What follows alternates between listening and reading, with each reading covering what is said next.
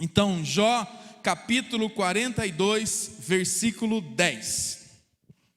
Jó 42, 10. Presta atenção que talvez, assim como eu, você está esperando a tua sorte mudar. Você está esperando quais são os amigos que você tem que orar para depois disso mudar a tua sorte. E a sorte não vai mudar por causa disso, vai mudar por outra coisa. E nós vamos aprender isso hoje. E essa unção vai se derramar sobre você. E a tua sorte será mudada no nome de Jesus. Se você quiser transformar a palavra sorte na palavra vida, nós vamos aprender como é que Deus mudou a vida de Jó. E Deus vai mudar a sua vida. E Deus vai liberar a unção que vai mudar a sua vida em nome de Jesus. Amém? 42:10. O Senhor mudou a sorte de Jó. Ou podemos dizer, o Senhor mudou a vida de Jó quando ele orava pelos seus amigos. Só para a gente registrar, não é depois que ele orava, é quando ele orava. Então, a sorte de Jó não muda. Deus falou assim: orou pelos amigos, orou, agora vou mudar a tua sorte. Então, o orar pelos amigos não foi o que fez Deus mudar a sorte dele. Coincidiu que Deus mudou a sorte durante uma oração. Durante um momento em que Jó orava pelos seus amigos. Foi durante a oração, não foi por causa da oração. Não foi uma resposta de oração. Até porque a oração dele não tem nada a ver com a sorte dele. A oração que ele está fazendo é uma consequência de uma conclusão que ele chega no começo do capítulo 42, que por sua vez é uma conclusão de que ele fica 30 capítulos do livro discutindo, debatendo, filosofando, achando isso, achando aquilo, sendo o professor de Deus, o aluno de Deus, o professor do professor de Deus, igual nós os crentes fazemos na igreja. Não é porque o culto estava fraco, porque não teve vento, é porque não teve fogo, porque não teve terremoto, e aí foi nesse debate. Não é porque o irmão está com a perna cruzada, por isso que o fogo, não, é a irmã porque ela está de máscara, não dá para saber se ela glorifica. Jó entra uma grande parte da sua vida, depois que ele entra na prova, ele fica contendendo e debatendo e discutindo com os seus amigos. Mas acontece algo, e aí ele ora pelos seus amigos, e durante a oração Deus mudou. Deus não muda por causa da oração, Deus muda pelo que ele faz no capítulo 42. Amém? Então, Jó, sem saber, só depois de duras penas, ele vira uma chave, né? Está na moda falar isso, eu quero falar isso também. Deus vai virar uma chave espiritual sobre a sua vida. Dá um glória a Deus aí. Eu vejo os pastores falar, a turma dá glória a Deus, virar uma chave, ganhar a chave, né? O Milton dá risada nessas palhaçadas. O Milton, eu sempre quis falar assim: Deus vai virar uma chave na sua vida. Oh, glória a Deus, não é legal? Antes, no começo dos anos 2000, era assim: Deus está te entregando uma chave. Quem já recebeu chave de Deus aí? Já recebeu? Foi num culto, que é o culto pentecostal, assim: Deus está te entregando uma chave, receba a chave. E era chave de carro, chave de casa, chave, molho de chave, chave de chaveiro. Eu acho que dava para montar até um chaveiro assim, compra e venda de chaves em geral. Mas agora mudou. Deus vai virar uma chave espiritual. E Deus virou uma chave espiritual na vida de Jó, e nós temos que entender o que é que mudou na postura de Jó. O que mudou depois de tanto sofrimento? O quanto ele precisou sofrer para compreender, aprender e mudar a sua mente. Sabe o que aconteceu com Jó? Aconteceu Romanos 12, a metanoia, a mudança de mente. Veja só, será que as situações se constituem como um ciclo na sua vida? Se você assistiu a Jornada 40, quando nós ministramos a palavra que o pastor Alan trouxe, quando ele diz que a derrota de uma prova nos leva novamente à prova e estabelece um ciclo de destruição e de derrota. Deus te coloca na prova, você reprova na prova, Ele coloca você de novo na mesma prova, você reprova na prova, e isso estabelece um ciclo. E aí nós ministramos que Golias, o gigante, humilhava o exército de Israel e formava um ciclo de destruição, um ciclo de humilhação, um ciclo de enfraquecimento. Aconteceu isso na vida de Jó, só que aconteceu ao contrário.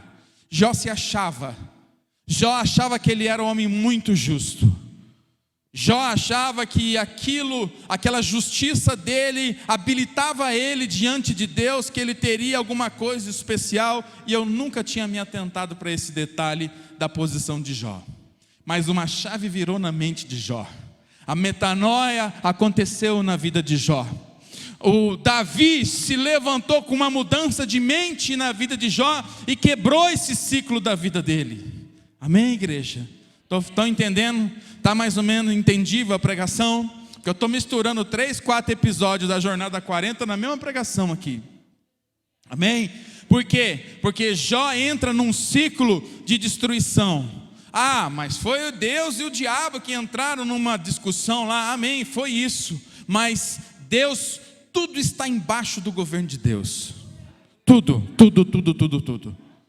O próprio diabo está nas mãos do Senhor. As tuas lutas, as suas dores, as suas percas, as suas dificuldades, as suas frustrações, a sua alegria, a sua vitória, a sua mudança de mente, isso tudo está embaixo do governo de Deus. E Deus montou uma escolinha chamada Escola da Vida para você. E na Escola da Vida Ele é o professor. E Ele, como professor, está te ensinando. E Ele quer ensinar você a mudar a sua mente, a quebrar esse ciclo de derrota, de destruição, como quebrou na vida de Jó. E o que precisava ser quebrado na vida de Jó, para virar a chave espiritual, para ele acessar as regiões celestiais e Deus mudar a sua sorte, mudar a sua vida, foi uma posição e um entendimento de submissão a Deus, dando somente a Deus toda a glória e toda a honra. Tem algumas passagens que nós vamos ilustrar, mas tem uma que é demais. Ele se acha demais nessa passagem aqui, e eu vou ler para você observar junto comigo e entender que realmente Jó estava meio fora da casinha. Vamos lá. Então, após o discurso de Eliú, Deus se manifesta em meu redemoinho. Beleza, essa aqui é a segunda parte. Jó 6:28. Jó 6:28 vai dizer assim. Vamos começar, vamos ler uns pedacinhos assim rapidamente, só para você ver o que acontece. A história de Jó se configura da seguinte forma: o diabo andava pela terra, Jó era um homem justo, fiel, tinha mulher, filho, dinheiro, família, era um homem fiel a Deus. O diabo chega e fala assim, Deus fala para ele assim, está vendo o meu servo Jó, homem justo, fiel? O diabo fala também, o Senhor dá todas as coisas para ele, quero ver se ele perder as coisas, se ele vai ficar glorificando o Senhor. Aí o diabo vem, arranca as coisas dele e volta diante de Deus. Deus fala, está vendo, Satanás, ele continua me adorando. Mas ele tem família, ele tem saúde. Eu quero ver se o cara perder a saúde, se ele blasfema ou não contra o Senhor. Se ele perdeu o casamento. Aí a mulher dele fala assim, aí ele vem, o diabo toca na saúde dele, faz ele perder os filhos, morre os filhos, perde os bois, perde o gado, perde a fazenda, perde a mulher começa a dizer assim, amaldiçoa o teu Deus, e morre. Jó não amaldiçoa Deus. E nós nos contentamos com isso, achando assim, nossa, que homem fiel, fosse eu que tivesse isso, eu já entrava em luta com Deus. Mas na verdade Jó entra numa luta com Deus muito grande. E uma luta, eu acho que ele se sentia injustiçado, porque ele era o camarada que sentia-se cheio de razão diante de Deus. Veja só, se você não acredita nisso, analisa o capítulo 6, o versículo 28, olha o que Jó fala, olha que maluquice. Agora, pois, se sois servidos, olhai para mim e vede se eu minto na vossa presença. Então Jó fala assim, Deus, eu sou o Jó, eu não estou mentindo na sua presença. E não mentia mesmo. Mas a questão não é ele ser verdadeiro na presença de Deus, é ele se sentir orgulhoso de ser verdadeiro na presença de Deus. É aquele crente que é tão crente, que ele, a maior alegria dele, a maior virtude dele é saber que ele é crente. Eu falei, eu sou crente, eu vou nos cultos, eu não perco um culto, eu não perco a Jornada 40, eu assisto todas as coisas pela internet, eu levanto, eu sento, eu bato palma, isso não muda nada diante de Deus. E o Senhor vem aqui no versículo 42, vamos achar outro versículo, 9, 21, 28 a 30. Capítulo 9, versículo 21, olha aqui Jó, ainda que perfeito, não estimo a minha alma e desprezo a minha vida. Olha o que Jó fala, eu sei que eu sou perfeito, mas eu não estima a minha alma e despreza a minha vida. Ele se achava perfeito na presença de Deus. Então vamos lá, 11 e 14, só para a gente ver um pouquinho. Pois tu disseste, minha doutrina é pura, eu sou limpo aos teus olhos. Então Jó se achava perfeito diante de Deus, limpo aos olhos de Deus. Queridos, sabem em que situação Jó está assim? Dá a impressão que ele está lá no meio da fazenda dele, né? Tipo assim, eu tenho essas coisas aqui porque Deus me abençoou, porque eu sou um homem homem fiel a Deus, eu sou limpo, eu sou perfeito.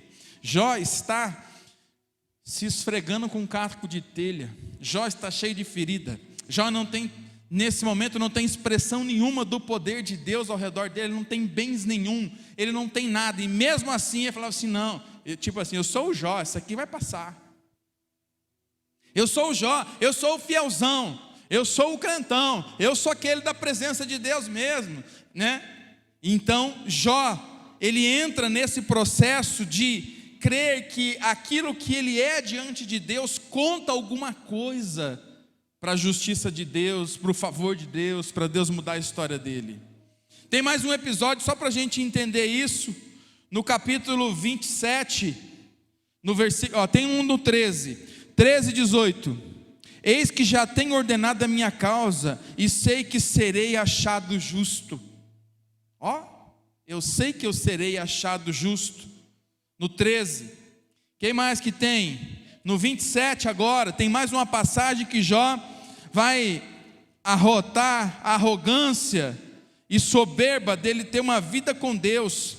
27 versículo 6 diz assim: o inferno está nu perante ele, e não há coberta para a perdição.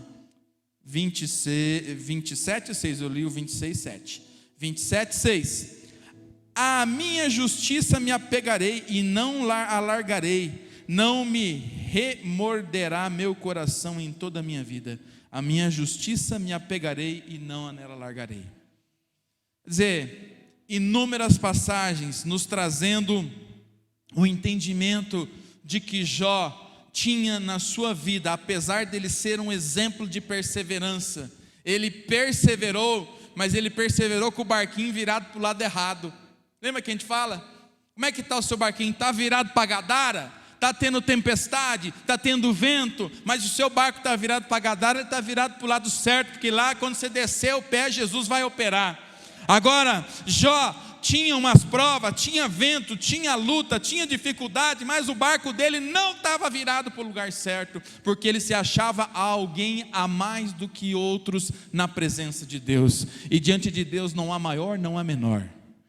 Diante de Deus todos somos iguais. Diante de Deus não tem um que peca mais, outro peca menos. Diante de Deus todos somos pecadores, e somente o sangue de Jesus para nos cobrir de não sermos consumidos. Talvez tenha uma pessoa que olha para você e fala assim: também, meu irmão, você não vai na igreja? Também, eu vou na igreja, olha como é que está a minha vida. Isso não quer dizer nada, porque o Senhor sonda o coração, e o Senhor sondava o coração de Jó, e Deus é perfeito nos seus planos, que Ele tira uma onda da cara do diabo e dá uma educada no Jó de um jeito que até hoje nós estamos estudando o caso de Deus com Jó. Estudo de caso, como que Deus trata o camarada.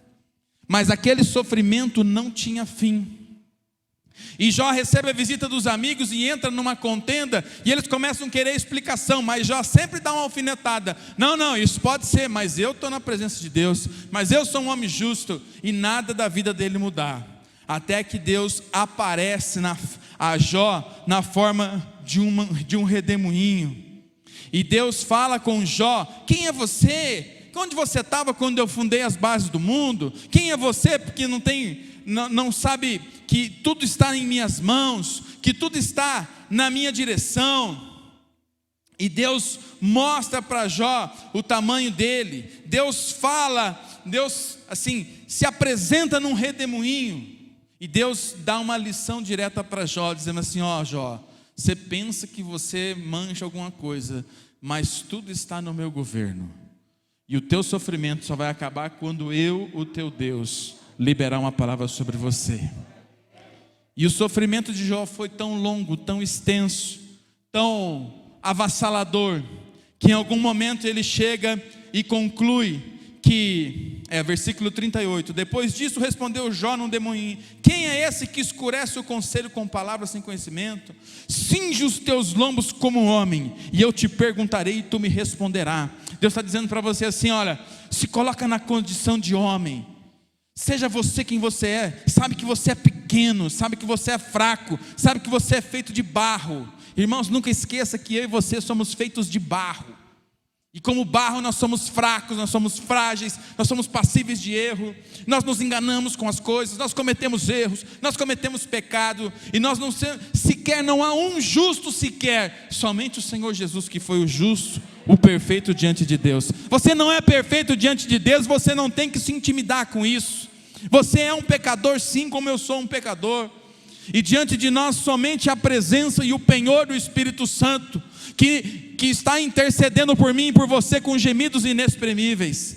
E Deus dá uma aula para Jó sobre a posição dele, ou a localização que ele tem que se colocar na vida, dizendo assim: ó, você é pequeno, rapaz, presta atenção, onde está o caminho da morada da luz, e quanto às trevas, onde é que elas estão? E Deus vai fazendo um diálogo, apresentando-se a ele num redemoinho.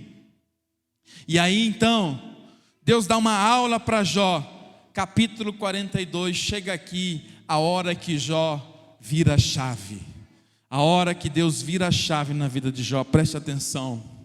Então respondeu Jó ao Senhor, depois de ter tomado esse sabão de Deus, depois de ter tomado essa educada de Deus, ele diz assim: bem sei que tudo podes, e nenhum dos seus pensamentos pode ser impedido.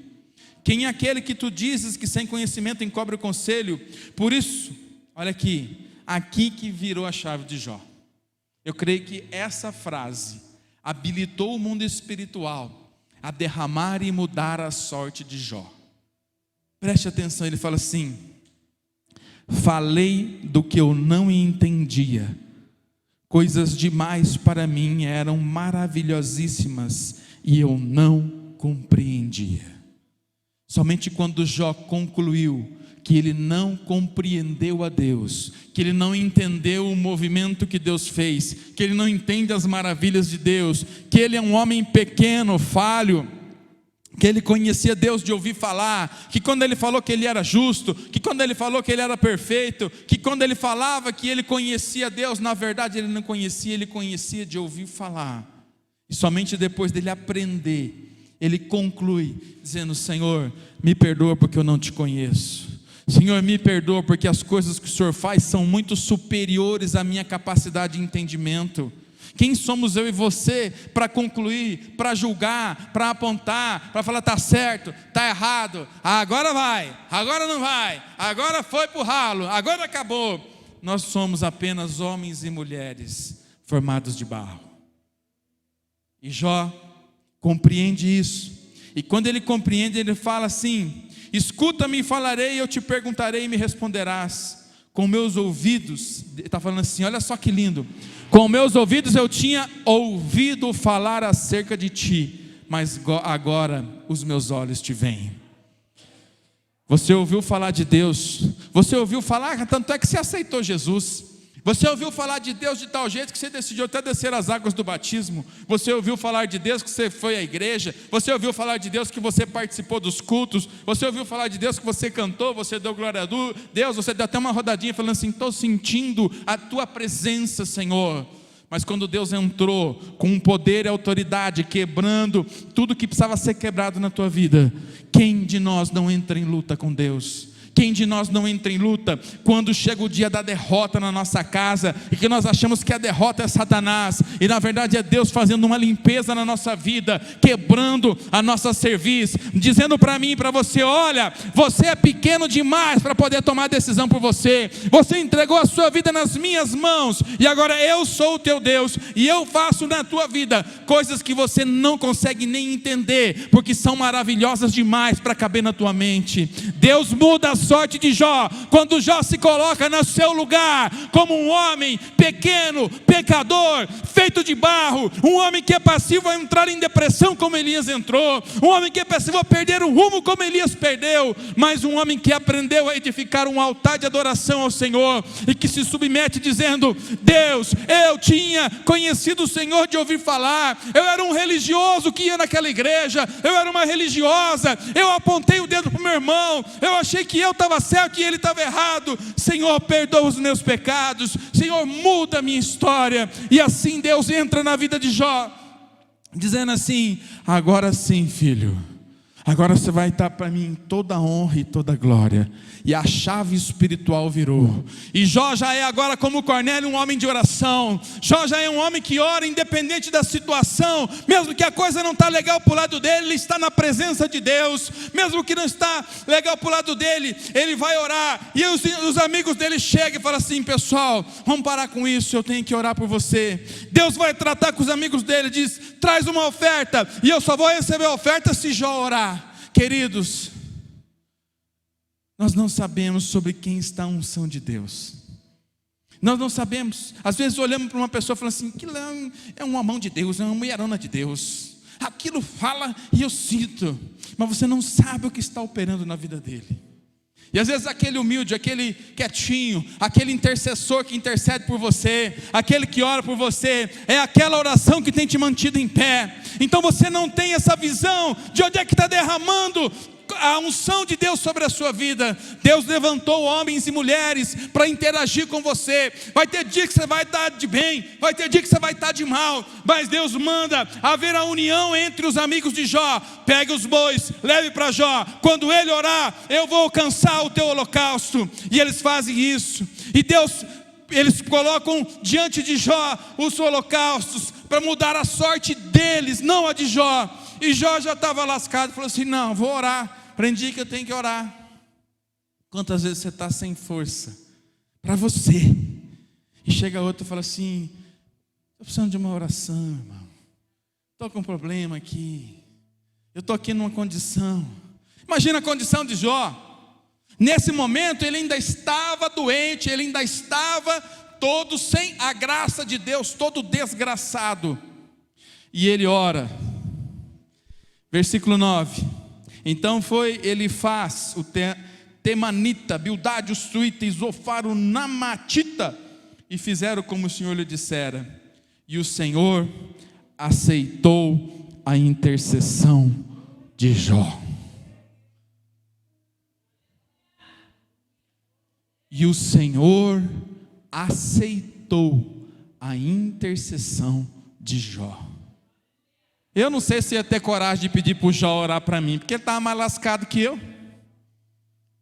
Falei: eu não vou olhar esse lazarento aí, cheio de feridas, para ele orar para mim. Mas Deus, queridos, faz, porque Ele é Deus. É Ele que governa, e quem sou eu e você para dizer: esse está certo, esse está errado? E eles levam, e o Senhor aceitou a intercessão de Jó. Oh, aleluia! Talvez você está se sentindo assim: eu estou fraco, estou doente, estou lascado, estou sem dinheiro, eu estou com a minha família arrebentada, eu estou com a minha saúde, eu quero orar por cura agora. E o cara com dor nas costas: Deus abençoa ali, vai meio atravessado assim para orar para o outro.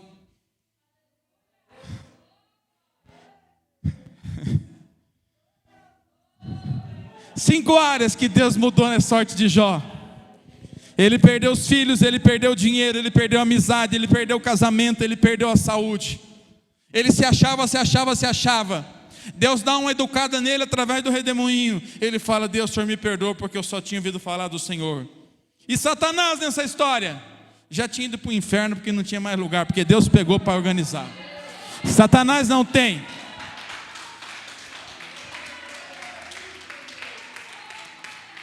Deus usa Satanás para ainda tirar mais uma onda da cara dele. E Deus, o Senhor, aceitou a intercessão de Jó, no meio da desgraça, no meio das feridas, no meio das perebas. Mas a mente dele abriu. Talvez a metanoia esteja acontecendo com você hoje. Você olha para o teu lado e fala: eu não tenho dinheiro, eu não tenho saúde, eu não tenho família, eu não tenho casamento, eu não tenho nada. Mas eu sei que tudo isso pertence ao Senhor, que eu só ouvia falar dele, e que agora eu estou entendendo que é por ele, para ele todas as coisas. Louvor se posiciona. E como é por ele, para ele todas as coisas, Deus aceita a tua intercessão. Portanto, querido, se alguém pede uma oração por você, ore, mesmo que você esteja em luta, mesmo que você esteja em dificuldade, mesmo que você esteja na dor. Deus está mudando a tua sorte através da tua obediência. Cornélio orava, jejuava, ofertava, e Deus mandou um anjo visitar dizendo: está subindo como um memorial, Cornélio. Deus está recolhendo a tua intercessão, Jó. Mesmo em meio à tua dor, Deus mudou o quadro espiritual da sua vida. E esse é o nosso Deus, que tudo começa no ambiente espiritual, e Ele está mudando o quadro de vida. E durante o seminário Vida Vitoriosa, muitas vidas serão mudadas, muitas vidas serão libertas. Altares de demônios que estão há anos em meio a pessoas religiosas cairão em nome de Jesus.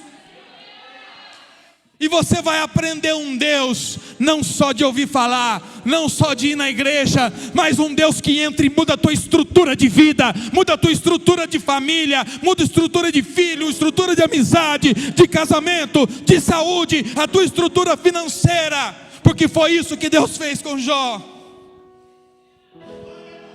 E o Senhor mudou a sorte de Jó. E o Senhor muda a tua sorte, muda a tua vida, muda a tua trajetória. Versículo 10. Receba agora profeticamente a bênção. Coloque-se de pé e abra sua mão, e que essa palavra se configure para você uma profecia, assim como ela vem do livro profético, é a boca de Deus na sua vida. Você em casa também receba. Então vieram a ele todos os seus irmãos, todas as suas irmãs, restauração da família dele,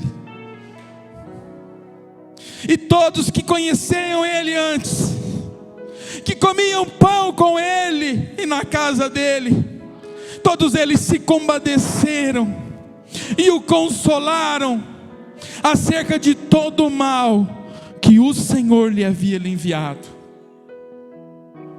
E cada um deles lhe deu uma quantia em dinheiro, cada um pendente de ouro. E assim o Senhor abençoou o último estado de Jó mais do que o primeiro. Jó tinha vivido 70 anos quando ocorre esse episódio com ele. Depois ele vive mais 140 anos. A sua vida talvez não aconteça em números. Presta atenção nisso. Presta atenção que aqui tem uma revelação, pastor. Presta atenção. Jó viveu 70 anos. Presta atenção. Se alimenta da palavra e da revelação que Deus está derramando agora. Com 70 anos ele perde tudo. Com 70 anos ele aprende que ele não é nada diante de Deus. Com 70 anos ali Deus muda a sorte dele. E ele vive mais 140 anos à frente, na prosperidade. Talvez você não tenha mais anos de vida do que os anos que você já viveu. Entende isso? Talvez você já passou do alto do morro, mas já está descendo o morro. Talvez o teu dia já foi o meio-dia, já é umas 4:30 mais ou menos. E o sol vai se apagar, e a escuridão vai chegar, e o seu tempo vai acabar na terra. Mas esse tempo que você vai viver, das 4 às 19, tomara que tenha horário de verão, que seja daí às 20.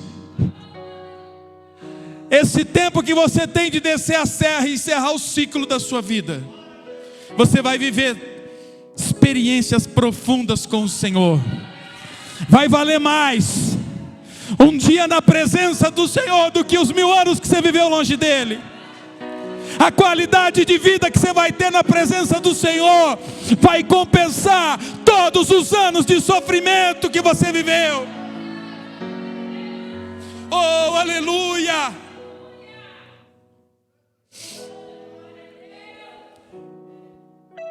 E assim o Senhor abençoou o último estado de Jó, mais do que o primeiro, porque ele teve 14.000 ovelhas, 6.000 camelos, 1.000 juntas de bois, 1.000 jumentas. Também teve 7 filhos e 3 filhas. A primeira filha, ele deu o nome de Gemima. A segunda, Késia. A terceira, Querem.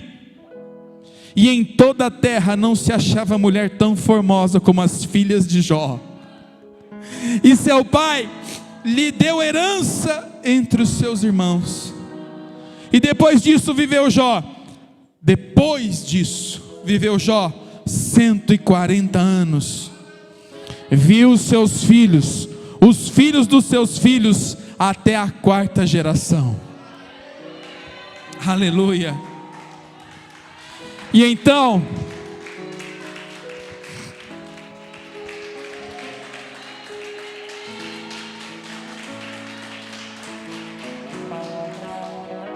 morreu Jó, velho e farto de dias. Desse jeito que eu quero morrer, velho e farto de dias. Conheceu os bisnetos do Cássio.